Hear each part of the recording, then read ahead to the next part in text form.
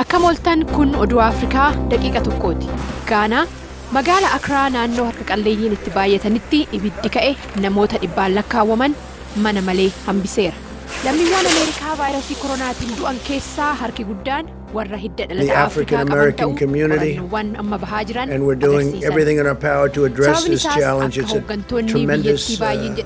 Durmaanuu gurraachi Ameerikaa tajaajila wal'aansa fayyaa gahaa waan hin arganneef. Burkina Faso dhaabbanni nyaata addunyaa lammiiwwan sababa jeequmsaatiin qe'ee isaaniirraa buqqa'an COVID-19 irraa akka of eegan qarqaaruudhaaf bakka harka itti dhiqatan mijeessatiifi jira.